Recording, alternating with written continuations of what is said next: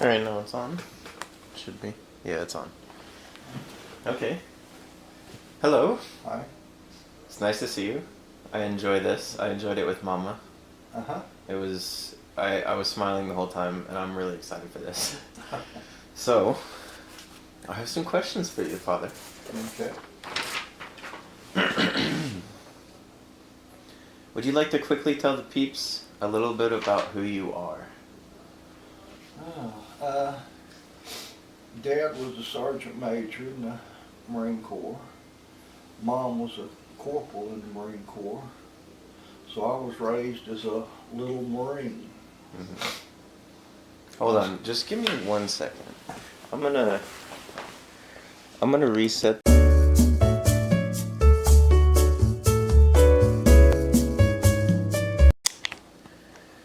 Okay, second try. All right. Dad was a sergeant major in the Marine Corps. He was a hot shit. He was mean, but he was a nice person. Mom was a corporal in the Marine Corps, so she never learned how to cook. So growing up, she would burn a set of pots every year. So every Christmas she got new pots and pans. One particular day, it's kind of funny, Mom had burnt supper twice, and I was about 8 or 9. She was throwing pots and pans, saying words I'd never heard.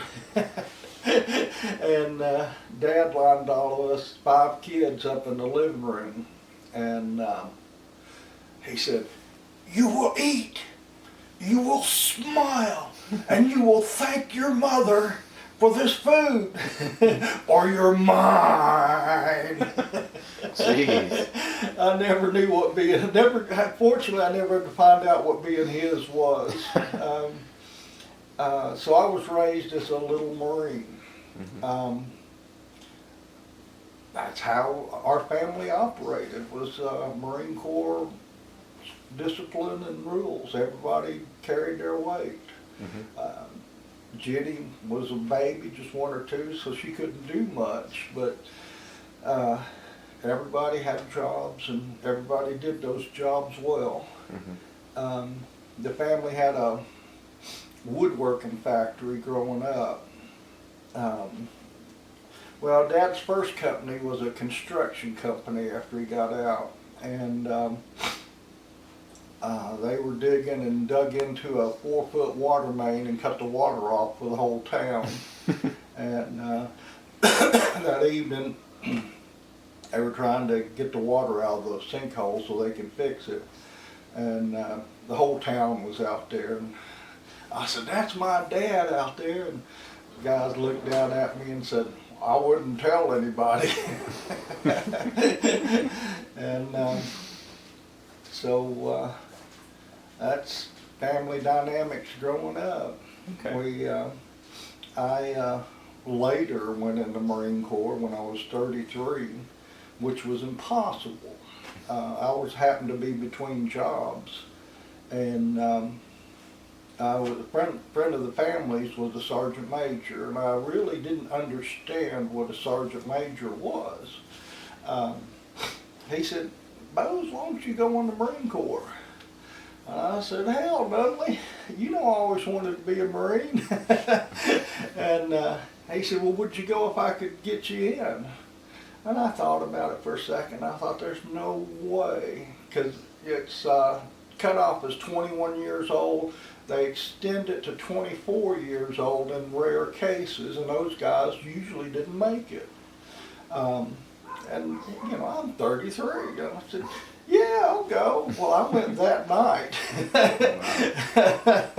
He called some major in Washington he'd saved in Vietnam, owed him his life, and asked for a favor. The guy's like, "Sure, we'll put him in." So I get to boot camp, and I'm older than everybody on the whole island.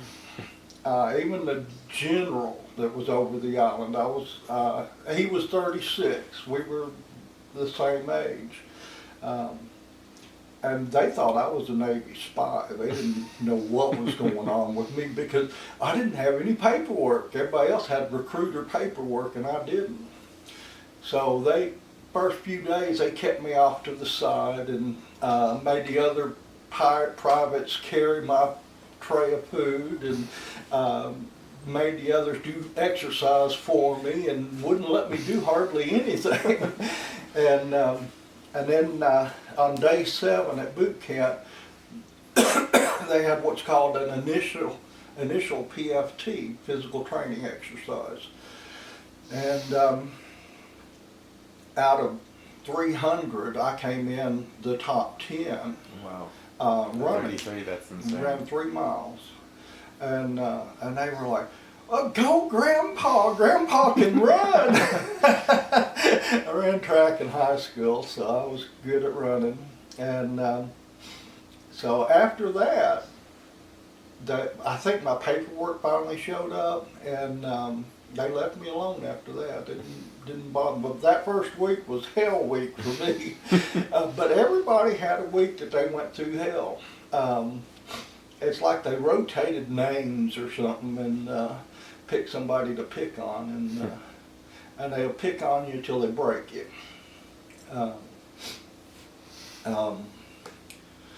I had a sister who was a Marine, littlest one. She ended up being a staff sergeant in the Marine Corps, and so that's growing up. Okay. So what are some of the things about you? Me? You know, what are some of your likes? You know, what are... Oh, Lord, You know? I don't know. I'm easy to get along with. How's life going for you? Huh? How's life going for you? I've always been dirt poor, my whole life.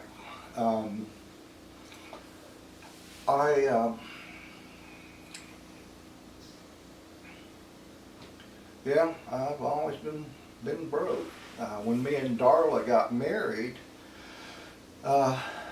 we saved up enough money to buy a house, a $49,000 house, and we got in, and you go, "Hello, hello, hello." There was no furniture, nothing. We had to put newspaper on the windows, and so Darla and I, on my next paycheck, went to Goodwill and bought secondhand everything: couches, chairs, rugs, silverware, plates, pots and pans. We spent $600, and a long time ago. That's a lot of money. And we got everything picked out, and asked the manager, "Can you deliver?" And he said, "Well, we never have." He said, "But we can. On an order this big, we'll deliver," because it was half a truckload of stuff. Yeah. And so that's how we got our first forks and spoons and everything for Heck our yeah. house. So it's always been tough, but we've always lived pretty much within our means. Okay. There was a few times I got happy with the credit cards, but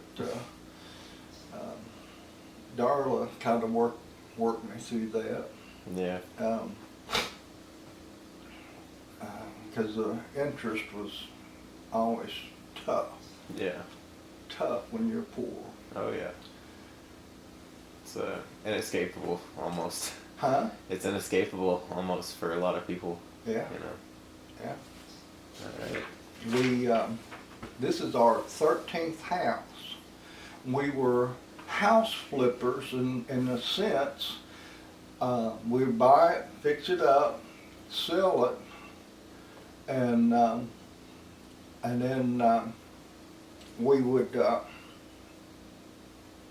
take the profit from the first one, use it as a down payment on the second one. And get a better house. Huh? Get a better house. Yeah. So And each house upgrade. got a little better, a little more expensive, and Yeah. this one's worth $500,000. We're Yeah. I think we got it for $163,000. And That's really cool. Huh? That's really cool, but there was a lot of work we had to put into it. Oh yeah, we put a lot of money and work into this one. Yeah, definitely. Yeah, the sunroom ended up being like 80 grand. 80? I thought it was That 50. and Wow. metal roof. Wow. I didn't want to change out shingles when I was 80 or 90 years old, so we went ahead and put a metal roof on. Mm-hmm. So it'll last our lifetimes. Heck yeah. Ain't gotta worry about anything. Yeah. Awesome. That was really great. Alright. What do you think about the current and recent state of society? Current state of society? The current and recent. Oh. Well, in a short, it's going to hell. I can agree. You know, like where our first house was a wonderful, tight-knit community. We all knew each other and everything. And now it's in Knoxville, and that part of town is getting mean. It's just not really a good place to live. Yeah. So the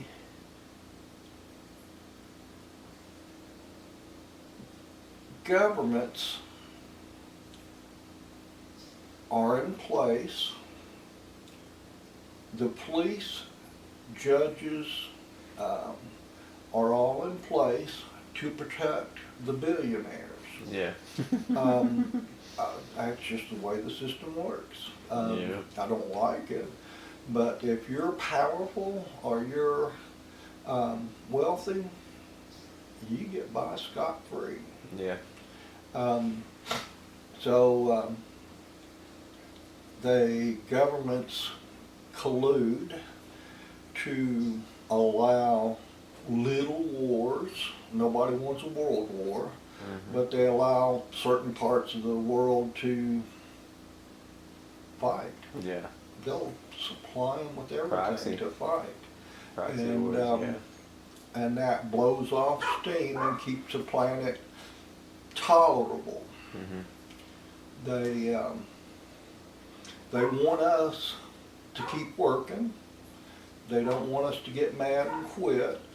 So they manage crime. Police are not there to eliminate crime. They are there to manage crime. Mm-hmm. They make spies and connections out of bad people and allow them to continue to operate. But they allow them to operate at a level that we won't quit work. We won't get mad and riot in the streets. They perfected it, yeah. Huh? They perfected it. Yeah. And so, you just got to understand that they're not there for us. Mm-hmm. So what about on a more grand scale, like the world, you know? On a more grand scale, what do you think about the world today?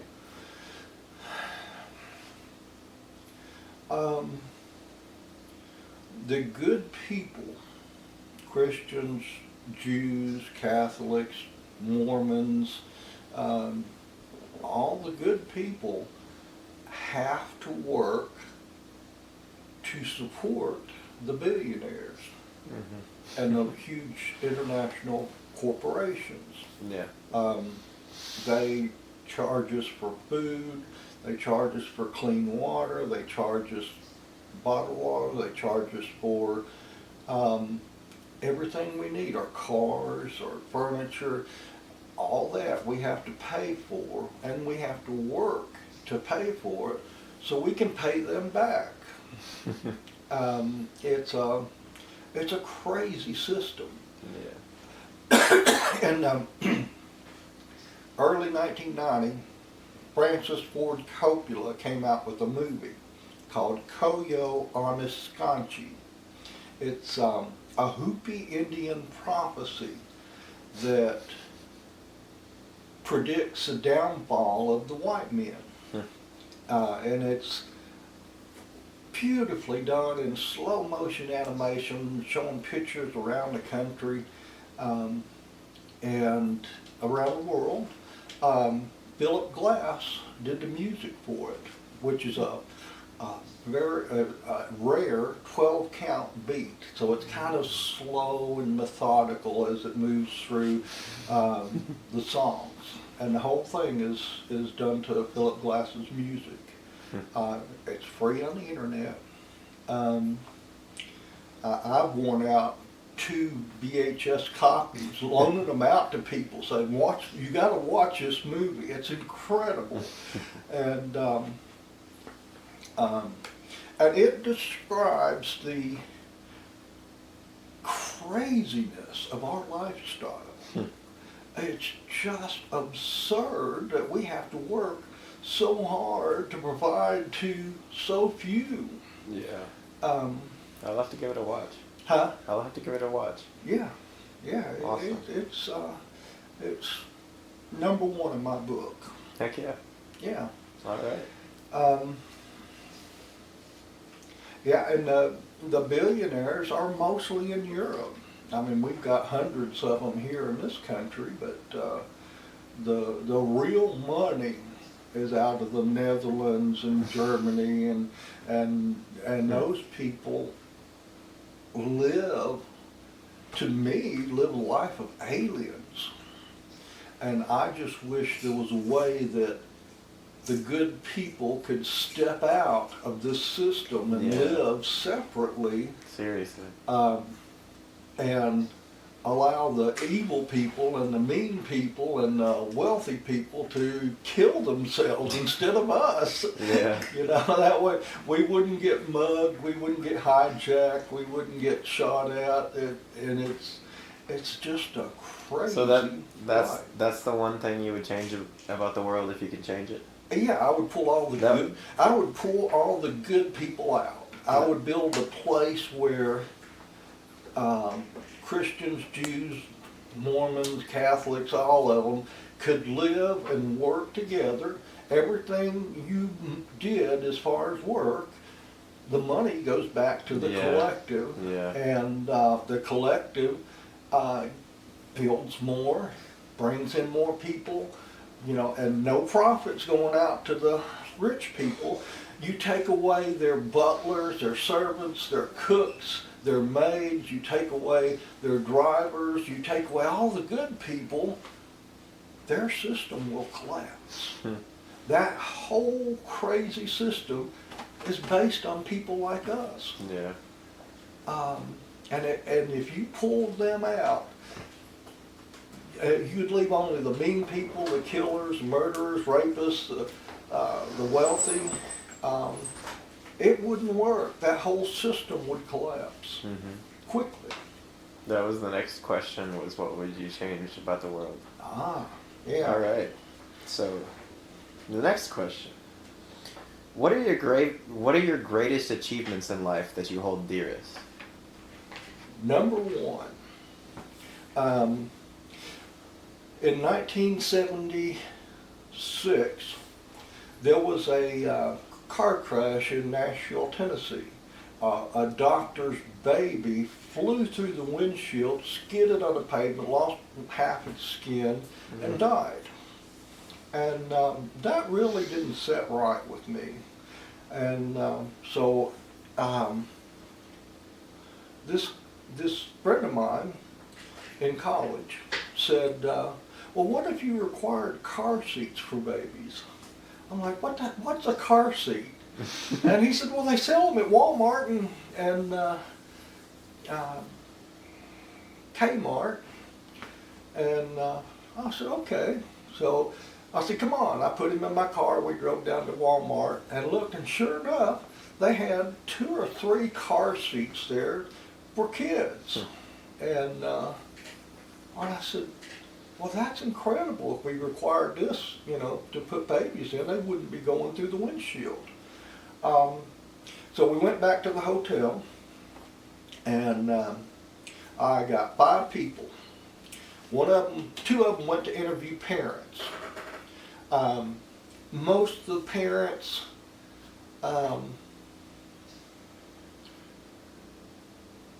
attitude was, yeah, it's a great idea, but it's expensive, and I can't really afford it, and it wouldn't be fair unless all parents had to have it. And then two others went to look at the car seats and take pictures and stuff. And I went to the library and researched ASTM standards. And sure enough, the federal government has a crash standard for baby car seats. And so I copied down all that information, and we got back together the next day and wrote the law that required children under 5, unless they're on a school bus, to be in a car seat. And we submitted it to the state legislature, and the next year they passed it. Became law in Tennessee. Within a few years, 33 states picked up that law. It was so good. And then a couple of years later, the federal government picked it up. And now, 40, 50 countries around the world have the same law. So that one act has saved thousands of children's lives. Awesome. Yeah. I'm proud of you for that. Thank you. That's awesome. Thank you for sharing that. Alright, next question. Is there anything in life that you wish you had done differently or wish you had known sooner? Regrets. Yeah, I've had quite a few of those. When I was in Desert Storm in the Marine Corps, we were in Kuwait or Saudi Arabia or somewhere over in there. An Iraqi captain said, "The Americans are coming, everybody run." Well, he came to us, and he knew he was safe. We wouldn't shoot him, and so they brought him over and took him in as a prisoner. And he said he wanted tea. Well, out of 300 Marines, I'm the only one that drank tea. So they sent him over to me, brought him over, and we sat down. I made 2 cups of tea. He was amazed at, we had these little capsules of plastic explosives, and you could just set it down, light it, and it would heat the coffee in less than a minute. And you had to let it burn out. If you stomped on it, it would blow up. So, but we were combat engineers. We handled it all the time. We knew what we were doing. And so, and when you were done heating your coffee, you just put some dirt up over it, or just let it burn out. Is the safest thing. And so we shared a cup of tea. Well, that guy went to Princeton University up north. He lived in America for 10 years. So he knew what it was like for, in our country. And he spoke perfect English. Well, he left, and one of the officers came back over and he says he wants to give you his watch. I'd seen that watch. It had like 23 or 24 1-carat, almost carat diamonds around with a picture of Saddam on the face of it. And I'm like, no.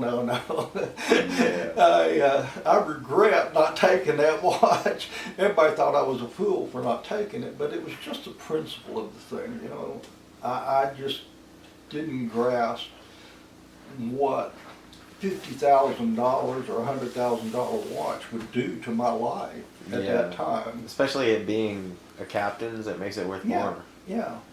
And so I didn't take the watch. I kind of regret that because it was a genuine gift. He said somebody along the way would take it from him, but I don't know. I doubt they would. And so that's probably my biggest regret. There's other chances I had of getting in on money deals with people, slightly shady, but still it was a deal. a friend of mine started a thing where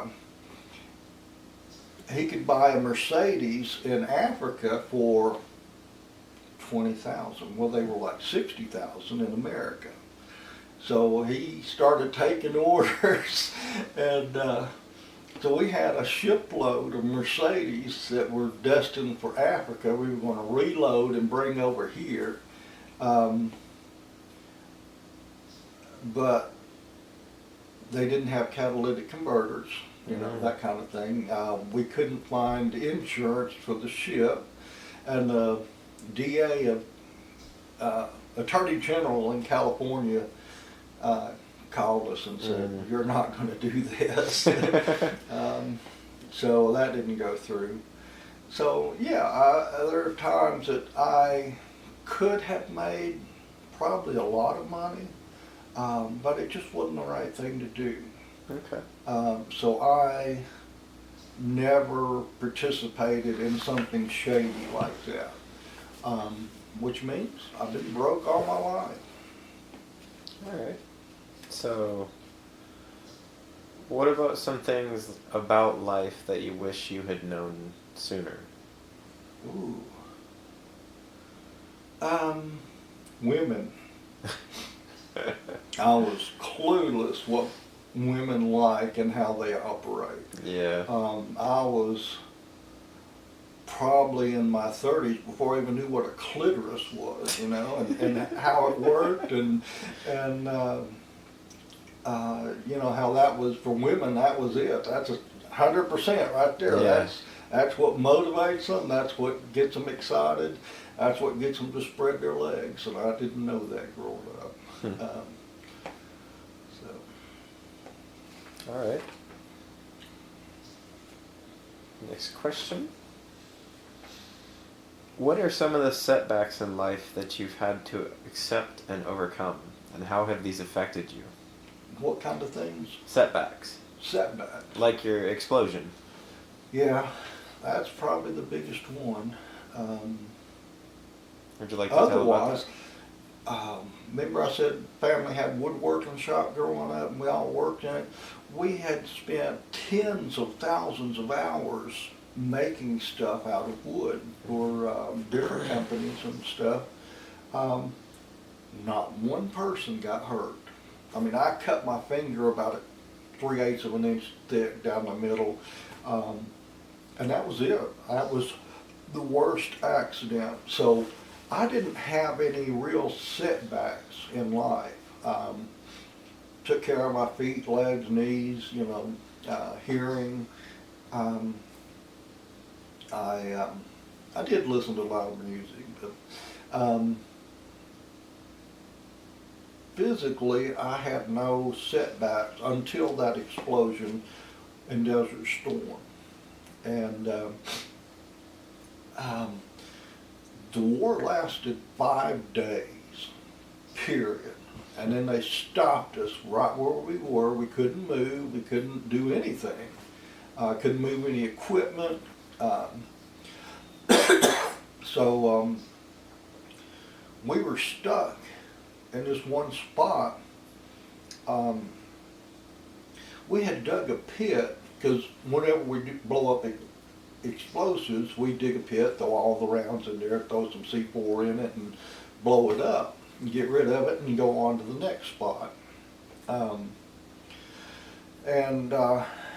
Since we were stuck and couldn't move, we took all the tank rounds out of this pit and used it for a burn pit to burn our trash. And we had piled up trash for a week or so, and it finally the pit got full.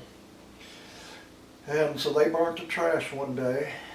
About 4 hours later, I walked over to drop. I had cleaned out my truck and I had my hands full of trash, and it was windy, so I bent over down in that hole to throw my trash in it. And as soon as I opened my hands, it blew up. They had forgotten a round in the bottom of the fire pit. Well, instead of that big round shooting out, the rest of it just sent out little pieces of metal and shrapnel. So I was cutting my arms, neck, face. I had 10 or 11 pieces of shrapnel in my face. I thought I was blind, but I realized I wouldn't, because for the first second afterward, all I saw was this stuff flying up around me, and I flew back, did a flip, and landed in the sand, face down, and I saw my face imprint in blood. I could see my eye outlines, my mouth, Wow. and I knew I was hurt bad, and I flipped. I couldn't see, blood covered my eyes. They said I was yelling. They said I cursed everybody in the whole company, all the way up to the top, by name, and it was cruel and brutal. And they got me to the first aid station and washed the blood off, and I lost a lot of friends that day. Mm. They bandaged me up. They thought I was blind. And about 1,000 feet away was a helicopter that was parked. Like everybody else, they couldn't fly. Well, they heard the explosion, so they fired the helicopter up. So by the time they got me bandaged, they had cut all my clothes off. I had cuts on my legs too. So I was naked. Because they couldn't tell where all the blood was coming from. So they loaded me in the helicopter, flew me to a Navy hospital. And if you've never seen one of these fleet hospitals, they are so cool. They are tents, almost a quarter of a mile long, and have side tents every 50 feet. So there's a side area for x-ray, a side area for podiatry, a side area for optometry, a side area for surgery. And you just walk down this hall and all these tents off on the sides are the different departments of the hospital. It is cool. The day I happened to get there, they were closing.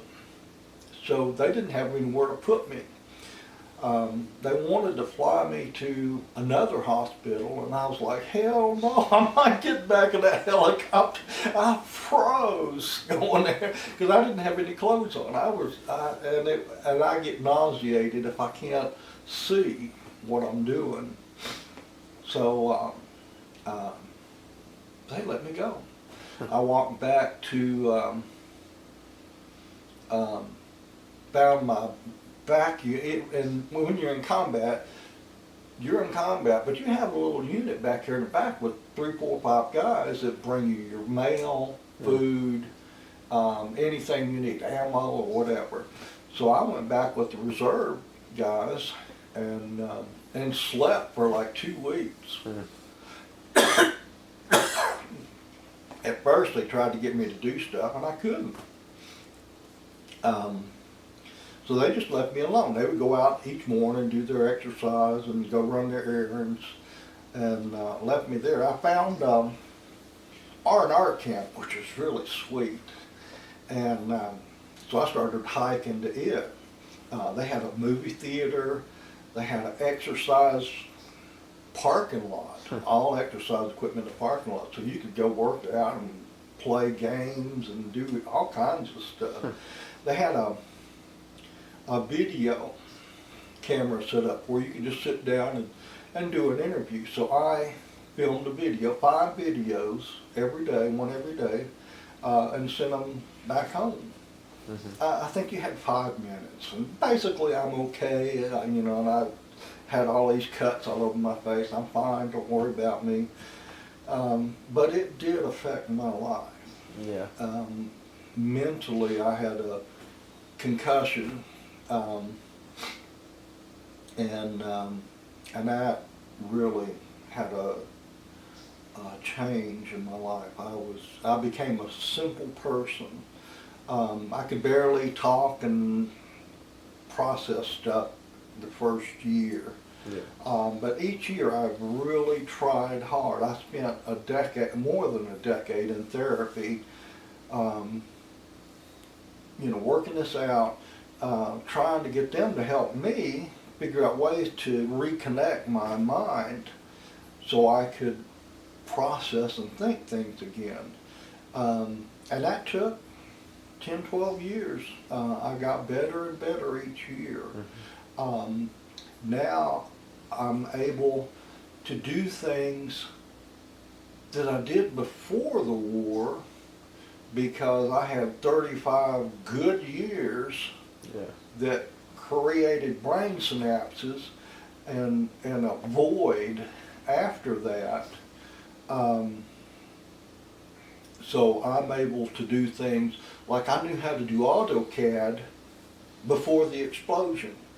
I can still do AutoCAD, but I can't do, music synthesizing or editing or something like that because I don't have experience in it and I haven't had the capacity to learn anything new. So it kind of froze my life. There was about a 10, 15 year period there that was just dull. Get up, work, come home, eat, go to bed, get up, work.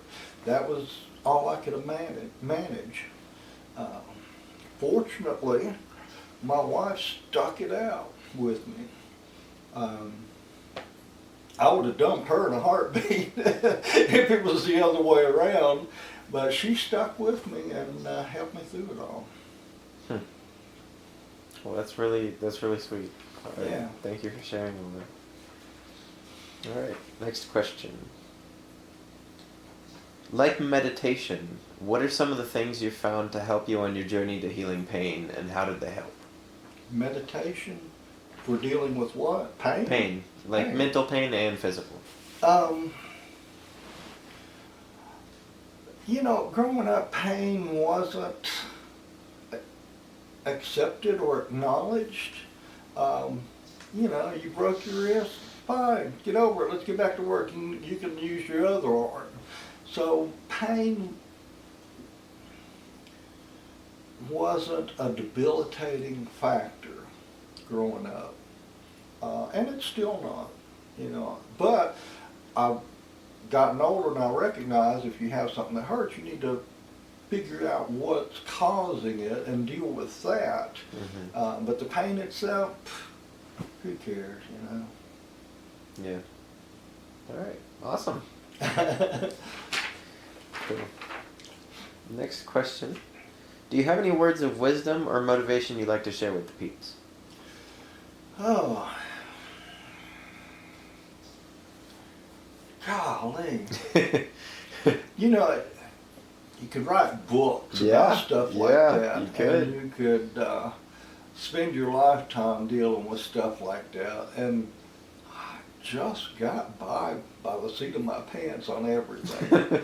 Same here. I mean, even in school, I didn't have to study. I had a memory where I could remember word for word what the teacher said and find it on the test and check it off, So motivating others to me is also wisdom. Is in the moment, get off your ass, let's go do this, Yeah. that kind of thing. Here, take this, and so it's more in the moment rather than some kind of sensei script words to say to people that motivates them. I'm not real good at motivating others. I myself is motivated to the max. Were you before the explosion?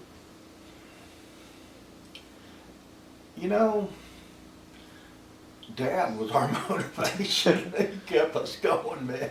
He didn't let up. So I'm used to just doing everything, getting it done, working harder than the next guy, working faster, more efficient.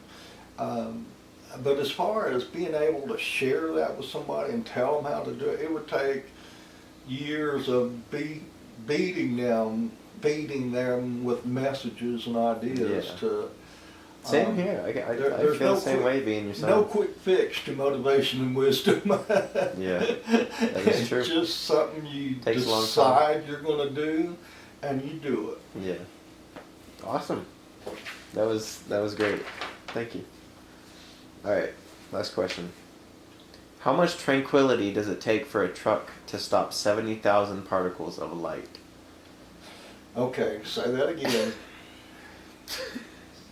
How much tranquility does it take for a truck to stop 70,000 particles of light?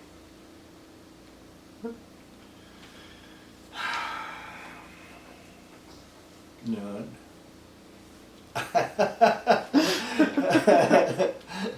The truck can stop with or without tranquility. Thank you.